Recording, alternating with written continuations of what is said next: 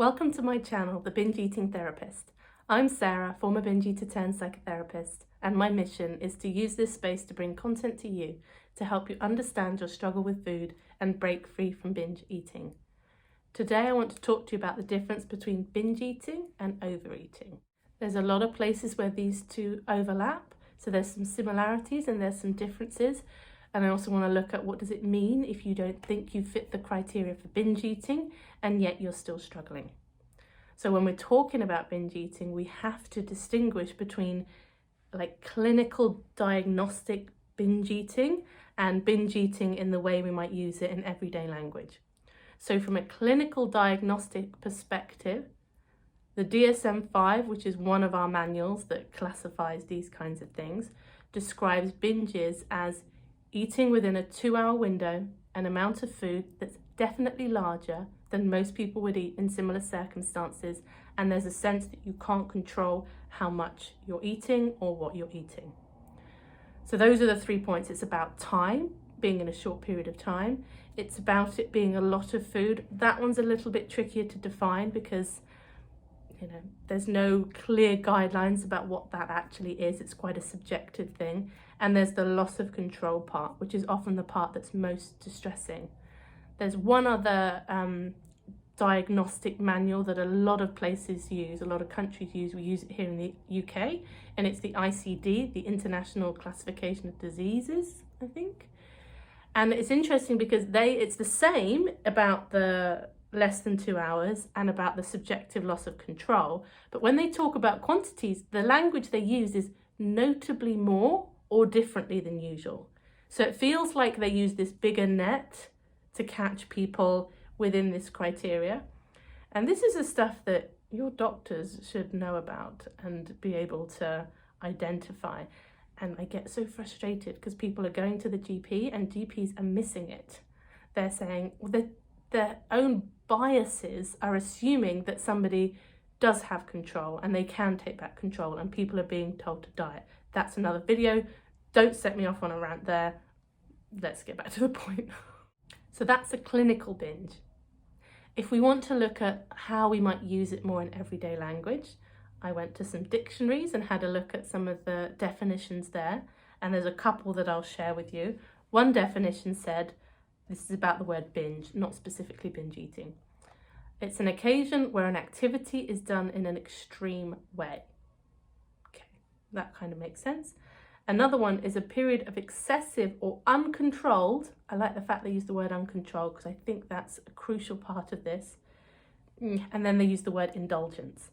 And I don't think there's anything indulgent about feeling completely out of control around food. It's so distressing. There might be that moment of relief when you've been fighting the binge. There might be some kinds of payoff to binge eating whereby you can calm yourself, or you can escape, or you can numb, or you can feed a body that's stressing out about restriction. But the word indulgent, I don't think serves us when we're thinking about binge eating. With the arc of my own eating disorders, the binge eating began very, very suddenly, almost overnight. And there were some pretty big binges, and there was also a lot of compulsive eating as well. So I wasn't only binging or not binging, I was compulsively eating a lot too. I was having the night eating syndrome. I was getting up in the middle of the night and eating. It just felt like I needed to eat 24/7 all the time. Then when I went into the bulimia years, there was this idea, or there was this feeling like, okay, I've got an eating disorder now, and it's one that's well known and well written about, so I can read about it and figure out how to get myself out. After about 5 years of the bulimia, when I gave the bulimia up, and I think I've said this before, a lot of people who struggle with bulimia, they want to stop binge eating, and quite often you have to stop the compensatory, the purging behaviours first, rather than the binge eating. So that was, I think, a very distressing thing to do, was to stop the compensatory behaviours, because the binging did continue. So then I was back in the binge eating, and I would have met the criteria for binge eating disorder at that time. And then as I'm doing the work on my binge eating, and my binge eating is becoming much less frequent, particularly when I gave up that pursuit of weight loss, And a lot of people find this when they realize the role that the restriction and the trying to diet plays in triggering binges. They say, okay, well, I don't want to, but I see the importance of letting go of the restriction. Most people experience a significant reduction in the intensity and frequency of binge eating, but it doesn't necessarily mean that it vanishes. Or it might be now that it's not binges, but you're still feeling compulsive around food and you're still feeling out of control around food, which can be just as distressing as when you're having the full-blown binges. But now you're thinking, well, I don't have an eating disorder, but I'm struggling with food. Like, I'm just struggling with overeating. I should be able to do this. What's wrong? And people's binge eating might reduce, but because they're still struggling and they're still distressed, and now they're confused as to what their problem is now. If it's not binge eating, where am I? What is this? Am I just an emotional eater? Am I just an overeater?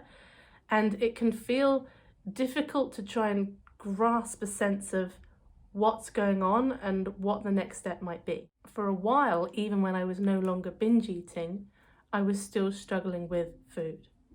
And it was still a confusing time because I wasn't in this amazing recovered place. Neither was I in the binges. I wasn't trying to lose weight, but neither was I happy with the weight that I was at. And it was this real sort of no man's land where I was like, well, what's my problem? What do I need to do now? I think a lot of people as well who are discovering this binge eating thing, they haven't heard of it before. They'll say, well, I don't know if I'm a binge eater. I think I might just be making excuses. And it's this idea we're supposed to justify our struggle. We're supposed to have a label. We're supposed to say, this is my problem. And look, it's valid because it's in a book and this manual says so. And when we no longer fit that criteria, now what? Now what does it mean if we're still struggling? If you are suffering, you do not need an excuse for your suffering. To tell yourself, people will think, well, I'm just greedy. Does this feel like a choice? Your struggle with food, where you are with your eating, does it feel like you would choose this for yourself? No, it's not a choice. It's a trap. You get stuck in this trap and these destructive cycles around food and the confusion and the pain. And if you want to know whether your problem is a thing, ask yourself how much time and energy is taken up by this. How much of my day do I spend thinking about food, about worrying about what I have or I haven't eaten, congratulating myself if I've done well, and beating myself up if I haven't? Chances are, if you're watching this video, it's probably quite a lot of your life. So it has become a thing. You're allowed to say your problem is a thing, and it's a problem. Because if you say to yourself, oh, I'm just making excuses, I'm just greedy, that's just going to send you down a shame spiral. Because you're just the problem, you're just defective in some way, rather than you are having a problem. This is something you're struggling with.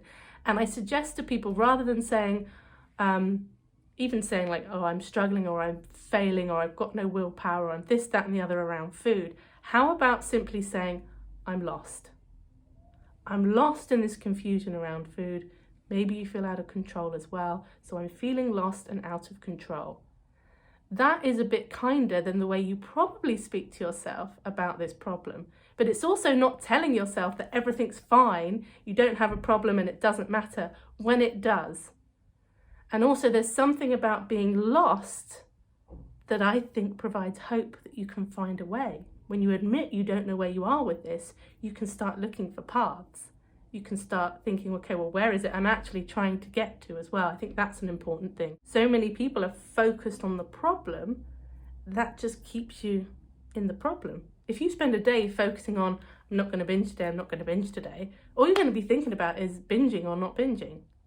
Whereas if you have a day where you're saying to yourself, you've set an intention, okay, I'm going to really focus on trying to enjoy my food today. I'm going to focus on trying to find satisfaction, because then you're focusing on what you're trying to do rather than focusing on the thing you're trying not to do. This is one of the biggest places I see people getting stuck and lost. It's not really relevant to the topic of this video, but hopefully it's helpful. And there seems to be this hierarchy around eating disorders, around people with anorexia at the top of the hierarchy, anybody who's got a restrictive eating disorder because, oh, look at their willpower and maybe it makes them thin. And then underneath that, you've got bulimia, where it's like, okay, they're out of control, but they're going to some pretty extreme lengths to try and balance themselves out. And then underneath that, you've got the people who are really struggling with the out of control part, and they're not punishing themselves in the same way that, or in the same methods that someone with bulimia might. They'll be punishing themselves with other methods, no doubt. So my heart is with the binge eaters. I think that their plight, and I'm going to say your, because I'm assuming that you're struggling with this, I think that your plight and difficulty is absolutely valid. We don't understand this thing at the moment. I think there's way more people struggling than we even realise, because it's not being identified, it's not being understood about how this isn't a choice, this isn't about willpower. Whew, I felt a bit emotional saying that. Anyway, go well, and I will see you on the next video.